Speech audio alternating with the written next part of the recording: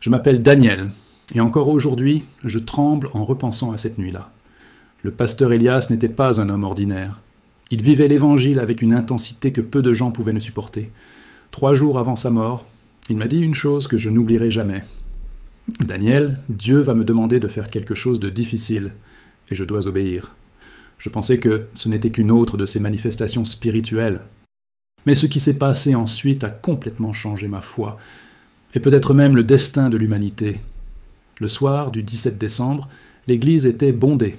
Le pasteur Elias monta en chair, l'air changé, comme s'il portait un poids que le monde ne pouvait comprendre. Il ouvrit la Bible au chapitre 2 de Joël et dit d'une voix ferme « L'Esprit de Dieu se retire des nations, et le jugement commencera par les maisons qui sont appelées de mon nom. » Les gens se mirent à pleurer, d'autres à rire nerveusement, mais il continua.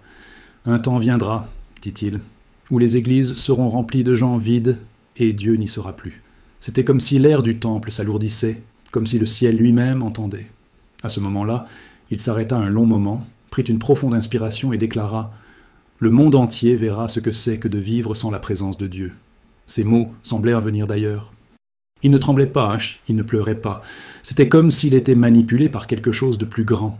Puis il m'a regardé et a dit « Daniel, dis à l'humanité que le temps est venu, que celui qui a des oreilles entende. » Et avant que je puisse réagir, le micro lui est tombé des mains. Le pasteur Elias s'est effondré au sol, sans vie. L'urgence fut immédiate. Une ambulance, le désespoir, des prières.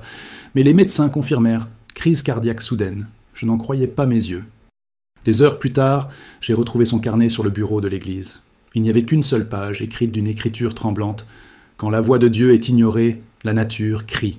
La mer se soulève, la terre tremble, et les cœurs endurcis sont mis à l'épreuve. Cette note me semblait la conclusion d'un appel prophétique. Je savais qu'il n'était pas simplement mort d'un malaise physique. Il avait été consumé par le message qu'il portait. Dans les jours qui ont suivi, ce qui m'a le plus frappé, c'est ce qui se passait dans le monde. Nouvelles de catastrophes, manifestations violentes, signes dans le ciel. Il semblait que ce qu'il avait dit se réalisait sous nos yeux. L'avertissement de Dieu se réalisait. Ceux qui se moquèrent de lui commencèrent à implorer la prière. D'autres étaient terrifiés. Et moi, je n'arrivais pas à dormir. C'était comme si sa voix résonnait encore. Le temps est écoulé. Aujourd'hui, je raconte cette histoire non pas par peur, mais par obéissance. Le pasteur Elias est mort, mais sa prophétie perdure. Il a dit que l'humanité s'éloignerait tellement de la vérité qu'elle prendrait la lumière pour les ténèbres. Et c'est ce que nous constatons aujourd'hui. Les gens ne discernent plus ce qui est saint, ce qui est pur, ce qui est amour. Et pourtant, Dieu continue de parler, d'une voix claire. Peut-être ne veut-il pas la panique, mais le repentir. Car avant la destruction totale, il envoie toujours un avertissement. Et c'est l'avertissement. Si vous écoutez ceci, n'endurcissez pas votre cœur. N'attendez pas le jugement pour rechercher la présence de Dieu. Car, comme l'a écrit le pasteur Elias avec ses dernières forces, quand Dieu parle, c'est pour sauver, pas pour effrayer. Après ce jour, plus rien n'était comme avant. Ce que le pasteur Elias avait écrit était resté gravé dans ma mémoire. Cette phrase « Quand on ignore la voix de Dieu, la nature crie » semblait s'accomplir sous mes yeux. Peu après sa mort, des événements commencèrent à se produire, dont je n'avais jusque-là entendu parler que dans la Bible. D'étranges signes dans le ciel, un changement climatique brutal, des rivières s'asséchant là où l'eau n'avait jamais été rare. C'était comme si la planète entière répondait à un appel que l'humanité feignait de ne pas entendre. Et plus le monde s'éloignait de la présence de Dieu, plus le chaos semblait s'intensifier. Quelques mois plus tard, alors que la douleur de la perte commençait à céder la place à la réflexion, je suis retourné à son carnet. C'était un petit matin calme, et je m'en souviens comme si c'était hier. L'église était vide, et le vent soufflait à travers les fenêtres. J'ai rouvert le carnet et j'ai remarqué quelque chose que je n'avais pas remarqué auparavant. Au bas de la dernière page, juste en dessous du verset qu'il avait écrit, une date était écrite silencieusement. Tout commence en décembre. Il n'y avait aucune explication, aucun commentaire. C'était tout, une phrase courte et ferme, comme quelqu'un recevant quelque chose directement de Dieu et l'écrivant sans réfléchir.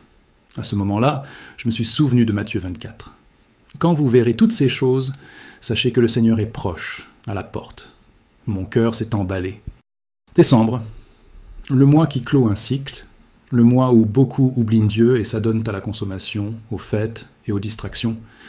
Mais c'était comme si le pasteur annonçait que c'est dans cette période d'insouciance que quelque chose commencerait.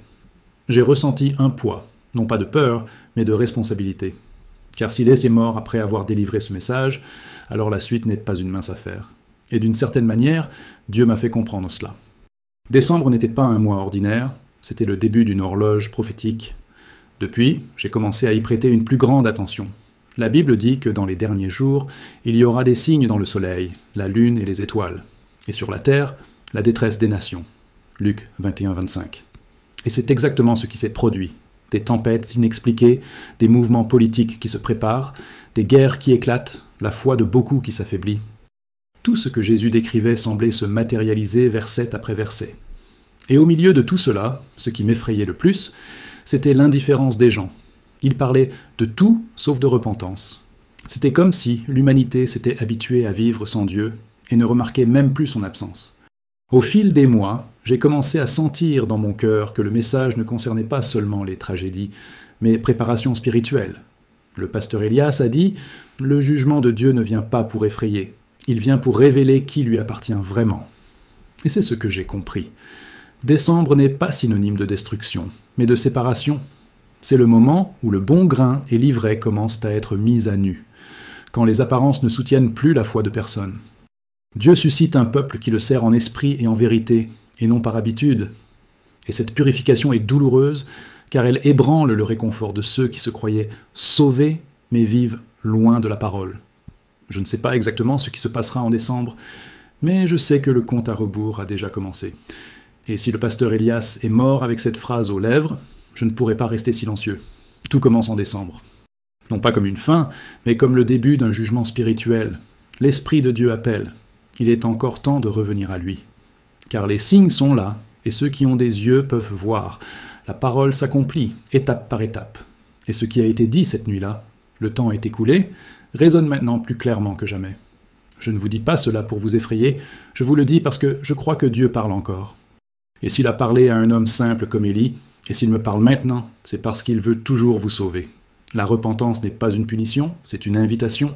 Décembre n'est pas une menace, c'est une miséricorde. C'est l'avertissement avant la dernière trompette. Et si vous entendez cela maintenant, peut-être que Dieu vous donne une chance que beaucoup ont déjà manquée. Tournez-vous vers lui. Tout commence en décembre. Mais la fin peut encore être changée. Après avoir lu « Tout commence en décembre », j'ai eu besoin de quelques jours pour souffler. C'était trop simple pour être ignoré et trop puissant pour être inventé. Le pasteur Elias n'a rien écrit au hasard. Il a tout noté après avoir prié. J'ai repris mon carnet et parcouru les pages précédentes. C'est alors que j'ai trouvé 3 courtes notes, écrites à des dates différentes, comme si elles faisaient partie du même message reçu, mais rédigées progressivement. Les phrases ne formaient pas un sermon. Elles ressemblaient à des instructions, comme si quelqu'un notait ce qu'il avait entendu directement de Dieu. La première entrée disait « L'homme a créé sa propre vérité et va maintenant la goûter ». La deuxième « Le silence régnera parmi les voix, et les moqueurs chercheront du réconfort là où il n'y en a pas ». Et la troisième, qui me laissa sans voix, le signe ne viendra pas de l'extérieur, mais de l'intérieur. La confusion sera le premier châtiment. Aucun texte ne l'expliquait, juste ces phrases, séparées par des dates et des heures, toujours aux premières heures du matin. Il semblait se réveiller pour écrire ce qu'il entendait. À côté de la dernière entrée se trouvait une empreinte de main maculée d'encre. C'était comme s'il avait tenté de s'accrocher au temps qui lui restait. Au dos du carnet, j'ai trouvé une enveloppe fermée avec du ruban adhésif. À l'intérieur se trouvait un simple morceau de papier, à l'écriture tremblante, probablement écrit le jour de sa mort. En haut, en grandes lettres, il avait écrit « Avertissement à l'Église et à l'humanité ». En dessous, une phrase courte, directe et dénuée d'émotion. « Décembre marquera le début du temps de la séparation. Rien ne sera détruit d'un coup, mais tout commencera à se défaire. Les nations s'accuseront mutuellement, les dirigeants trébucheront et la foi de beaucoup sera mise à l'épreuve au milieu de la lassitude. Ne cherchez pas de blâme, cherchez plutôt des genoux pliés. » Ce furent même ces derniers mots consignés sur papier. Il n'a pas donné de date précise, ni parlé de peste, de guerres ou de météores. Il a parlé de quelque chose de plus profond, la perte du sens du bien et du mal. Il a dit que la véritable fin des temps ne commencerait pas par le feu ou des catastrophes, mais par la lassitude des gens de bien face à la vérité. Que lorsque le bien deviendrait oppressif et le mal acceptable, ce serait le signe que le monde était prêt à s'effondrer. Il a appelé cela la génération lasse de la lumière. Et en lisant cela, j'ai compris que tout ce qu'il disait se produisait déjà sous nos yeux, sauf que personne ne voulait l'admettre. Sur la dernière page, où il notait Tout commence en décembre. Une brève observation, presque imperceptible, était inscrite sur le côté. Quiconque a du courage veille sur Israël. Il n'expliquait pas pourquoi, mais quiconque comprend la Bible sait que l'horloge du monde tourne toujours autour de ce pays. Le pasteur croyait que l'accomplissement des prophéties finales ne commencerait pas par de grandes puissances, mais à un point précis sur la carte, et que les yeux spirituels seraient fermés précisément au moment où le monde en aurait le plus besoin. Il disait que Dieu permettrait le chaos pour forcer la repentance, non pas par vengeance, mais comme un dernier geste d'amour. J'ai fermé le carnet et je suis resté assis là, seul, à fixer le plafond. J'hésitais entre pleurer et être reconnaissant de l'avoir retrouvé. Je savais que le pasteur Elias n'était pas homme à inventer des histoires, il prêchait ce qu'il vivait. Et aujourd'hui, avec tout ce qui se passe, pays divisé, dirigeants en chute, personnes sans direction, familles brisées, ces mots résonnent comme un miroir de notre époque. Il n'a pas laissé de promesses, il a laissé des avertissements. Et à vrai dire, ce qu'il a écrit n'est pas destiné à effrayer. Il est destiné à nous réveiller. Si ce qu'il a laissé derrière lui est vraiment ce que je crois, décembre ne sera pas la fin. Ce sera le début d'une époque où personne ne pourra plus se cacher derrière des masques spirituels. Une époque où la repentance ne sera plus une option, mais une nécessité. Et peut-être, juste peut-être, Dieu a-t-il permis au pasteur Elias de partir ce jour-là, pour que son message soit pris plus au sérieux. Car il a lui-même dit « La voix de l'homme cesse, pour que la voix de Dieu puisse commencer. » J'écris parce que je n'arrive plus à me retenir. Il y a des jours où l'esprit me réveille au milieu de la nuit, et je ne peux que pleurer. J'ai l'impression que le temps se rapproche, et que les paroles, qui étaient autrefois des sermons, sont devenues des avertissements. La voix de Dieu ne parle plus en secret, elle crie dans la douleur du monde. Je vois la lassitude de l'humanité, je vois la froideur remplacer la foi, et je sais que le jugement n'arrivera pas soudainement. Il a déjà commencé, et peut s'en rendre compte. Ce que le Seigneur m'a montré n'était pas une destruction immédiate, mais un lent vidage, comme l'air quittant un poumon qui tente encore de respirer. Le monde continuera de fonctionner, les gens continueront de faire leurs courses, de rire et de voyager, mais quelque chose d'invisible s'estompera. La présence de Dieu s'estompera peu à peu, et l'humanité continuera de dire que tout va bien. Lorsqu'elle s'en rendra compte, il sera trop tard. L'esprit se retire des nations. Et lorsqu'il se tait, la nature commence à parler. La mer débordera les limites que l'homme a fièrement tracées. La terre tremblera non seulement sous l'effet des tremblements de terre, mais aussi de la famine, de la division et de la confusion. Les nations s'accuseront mutuellement, les dirigeants trébucheront sur leurs propres mensonges, et la peur deviendra le nouveau langage du monde. Les églises resteront pleines, mais les autels seront vides de vérité. Nombreux seront ceux qui prêcheront l'amour, mais sans repentance. Ils parleront de grâce, mais sans la croix. L'Esprit m'a dit « Ils s'habitueront à l'absence, et ils l'appelleront paix. » Décembre sera la première porte. Ce n'est pas la fin, c'est le commencement. Le temps de la tromperie mûrira, et les yeux de ceux qui se moquaient s'ouvriront trop tard.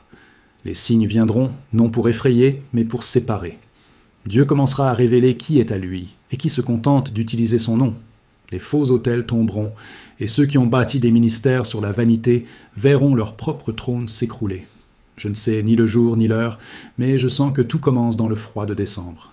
Ce sera une période où le monde semblera trop calme, et c'est précisément là que le compte à rebours commence. L'Esprit m'a montré 3 étapes.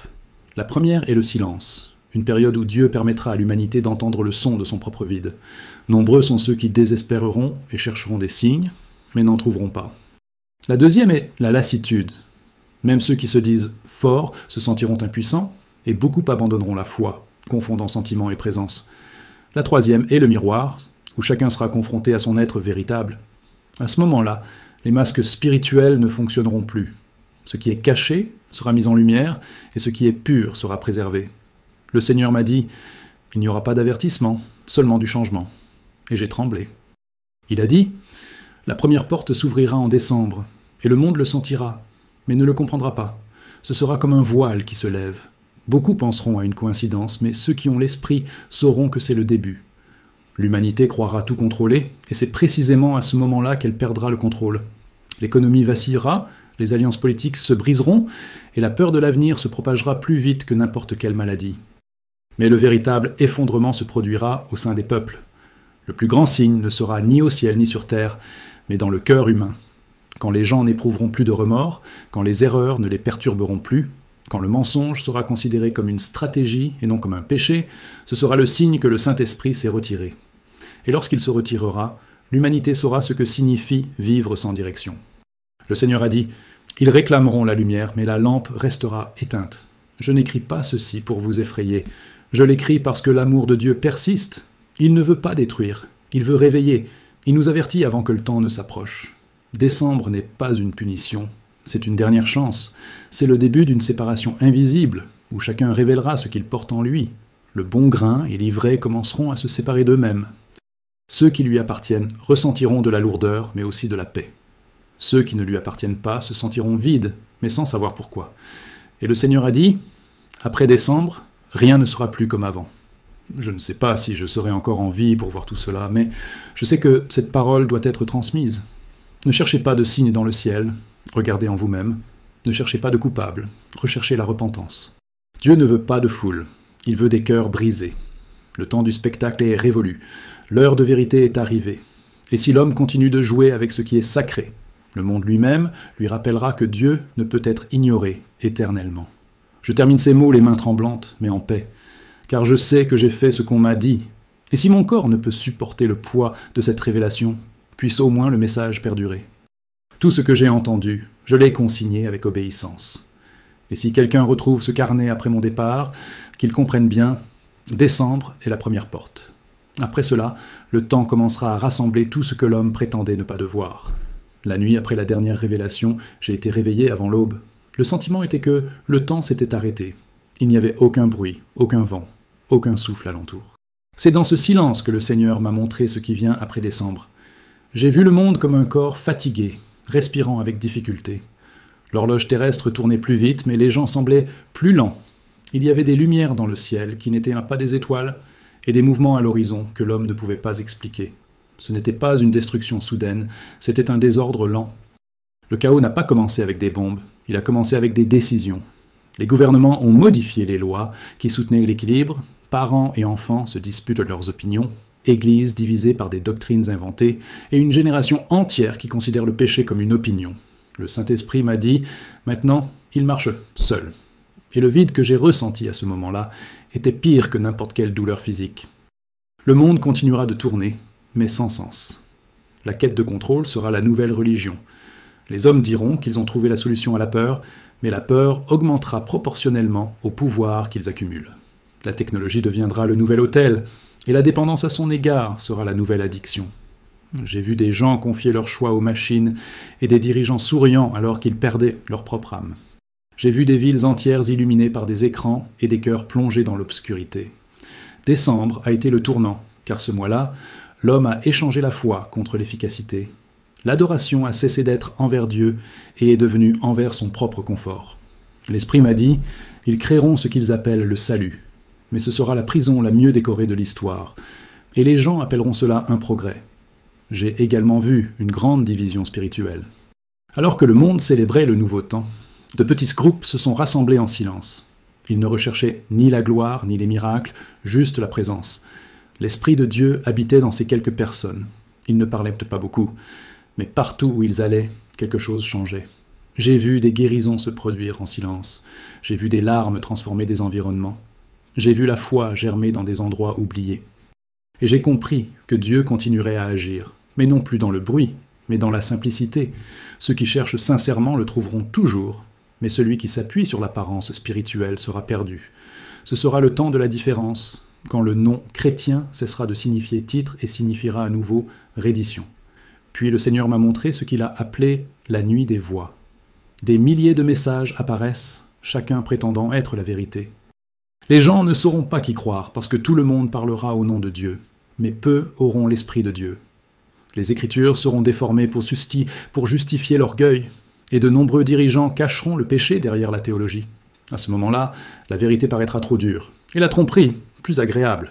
C'est alors que le Seigneur m'a dit « L'homme demandera de nouveaux prophètes, mais il rejettera ceux qui lui disent ce qu'il a besoin d'entendre. » Et j'ai compris que les jours de popularité spirituelle prendraient fin. Ceux qui restent fermes ne seront pas applaudis. Ils seront mis à l'épreuve. Finalement, le Seigneur m'a montré quelque chose que je ne peux pas oublier. J'ai vu une grande obscurité recouvrir la carte de la terre. Cela ne vient pas du ciel, cela vient de l'intérieur des gens. C'était le résultat d'années de rejet de la présence de Dieu. Les yeux des multitudes étaient ouverts, mais je n'ai vu aucune lumière en eux.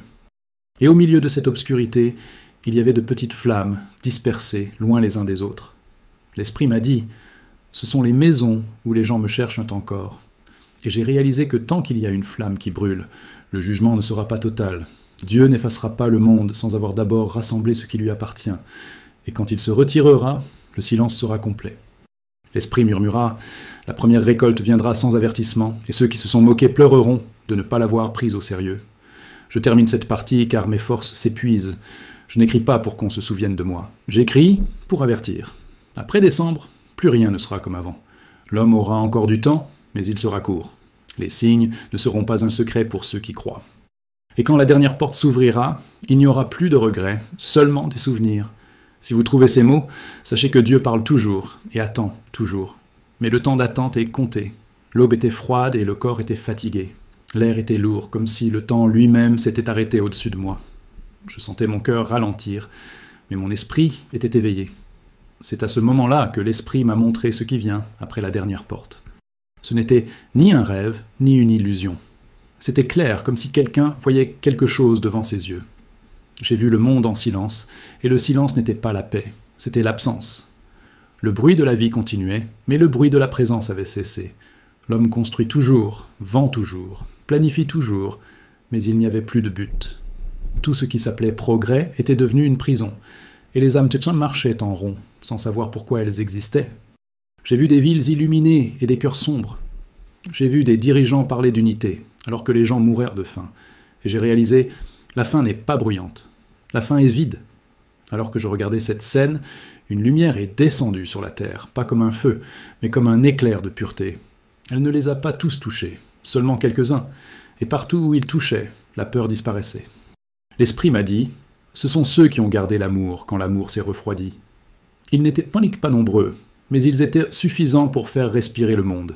Et puis j'ai entendu, tant qu'il y a de la compassion, il est encore temps.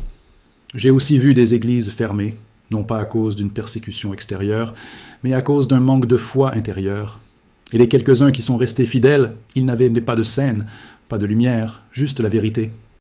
En eux, la présence était réelle et le sol semblait respirer. L'Esprit m'a montré qu'il y avait encore de la vie là-bas, mais que cette vie serait bientôt récoltée. Puis le ciel a changé de couleur. Ce qui était autrefois clair est devenu d'un rouge profond, presque meurtri. Et une séquence de sons commença, comme des trompettes lointaines, mais sans origine, sans direction. Personne ne pouvait voir le son, mais ils pouvaient le sentir dans leur corps. L'Esprit dit « c'est l'appel final ». À ce moment-là, j'ai vu des gens lever les yeux, mais la plupart continuèrent à marcher rapidement, distraits. Certains ont compris ce que c'était et sont tombés à genoux. D'autres regardèrent et retournèrent à leurs occupations. Et c'est là que j'ai compris. Le jugement ne commence pas dans le monde, il commence dans le cœur. Ceux qui se moquaient commencèrent à se souvenir de tout ce qu'ils entendaient, et les mots qui n'étaient autrefois que des sermons étaient désormais des épées. L'Esprit m'a parlé pour la dernière fois. Il a dit « Écrivez pour qu'ils sachent qu'il y a encore un choix ». Et il a montré 2 portes. Une époque vaste, lumineuse, pleine de rires et de promesses. L'autre était étroite, silencieuse et sans aucune beauté. Et la voix dit « Ils continueront à choisir la luminosité, mais j'attends toujours ceux qui préfèrent la vérité. » À ce moment-là, le corps a commencé à s'affaiblir. J'avais l'impression que le temps me manquait. J'ai pris le carnet avec des mains tremblantes et j'ai écrit ce que je pouvais. Les dernières paroles que j'ai entendues de l'Esprit étaient « Ne craignez pas ce qui vient, car j'ai encore un peuple, et il y a encore une moisson. » Maintenant j'écris avec difficulté. Les yeux brûlent, et le pouls ne suit plus la pensée. Si quelqu'un lit ces mots, comprenez, Dieu n'a pas abandonné le monde, c'est le monde qui a abandonné Dieu.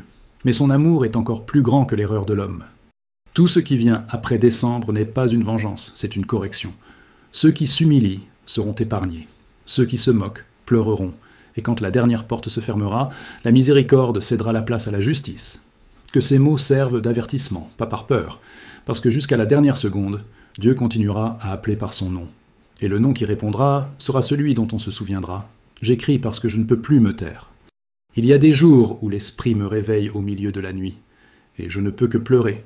Je sens que le temps approche, que les paroles qui étaient autrefois des enseignements sont devenues des avertissements. Dieu ne parle plus par métaphore, il crie dans la douleur du monde. Je vois la lassitude des gens, la froideur de leur cœur, et je comprends que le jugement n'arrivera pas soudainement. Il a déjà commencé, et peu le réalise. Ce que le Seigneur m'a montré n'était pas une destruction immédiate, mais un lent vidage, comme si le monde, encore vivant à l'extérieur, mourait déjà à l'intérieur. L'homme continuera à travailler, à sourire, à planifier, mais quelque chose d'invisible s'estompera. La présence de Dieu s'estompera progressivement, sans que l'homme ne s'en aperçoive. Lorsqu'il s'en rendra compte, il sera trop tard.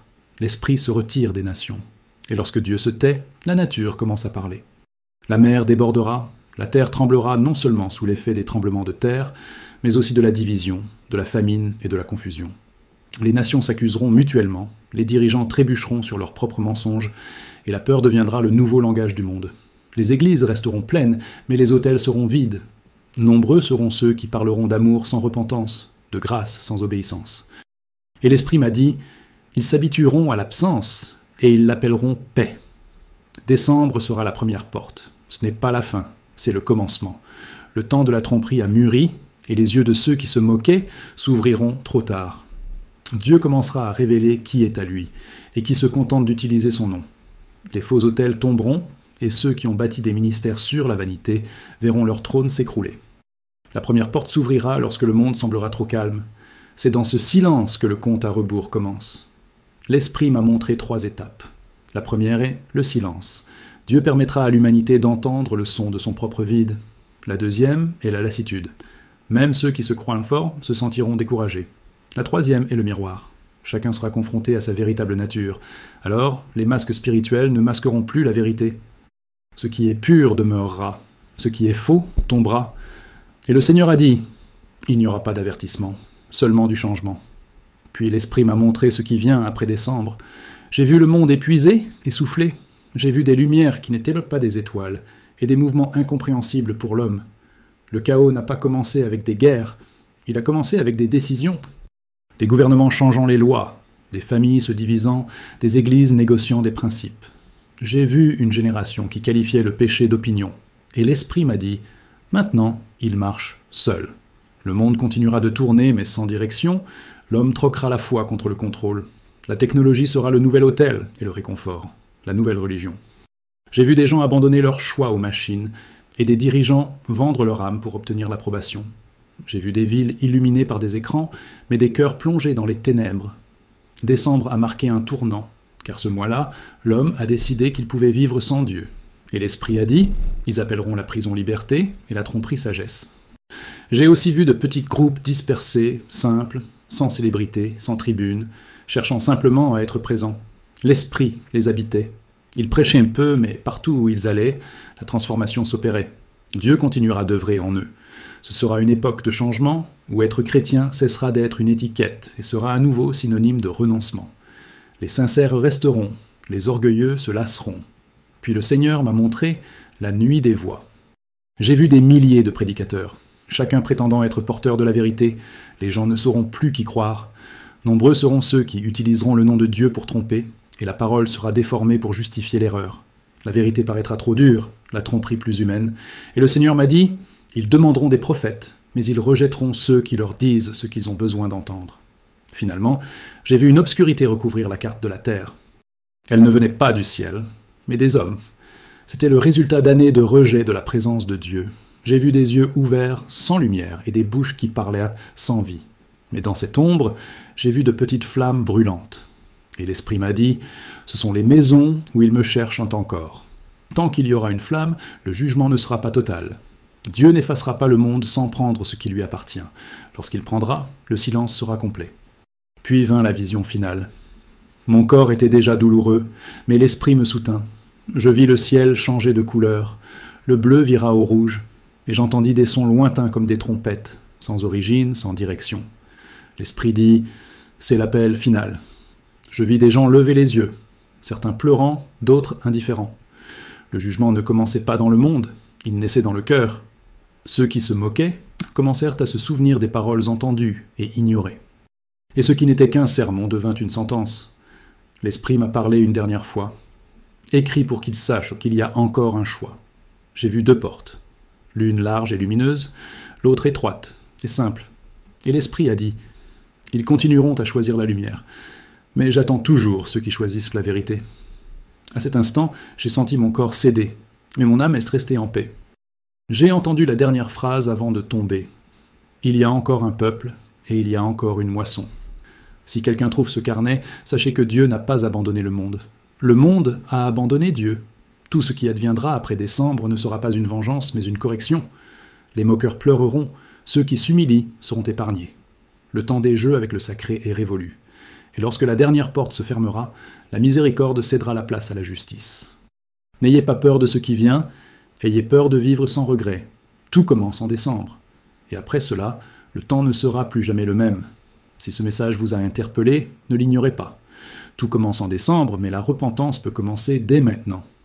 Écrivez dans les commentaires « Seigneur, réveille mon cœur avant qu'il ne soit trop tard ». Partagez cette vidéo avec quelqu'un qui a besoin d'entendre cet avertissement, car c'est peut-être l'appel qu'il attendait. Que Dieu vous garde, protège votre foyer, et que vous soyez ferme, debout et prêt à entendre sa voix quand décembre arrivera. Jusqu'à la toute dernière seconde, il continue de parler.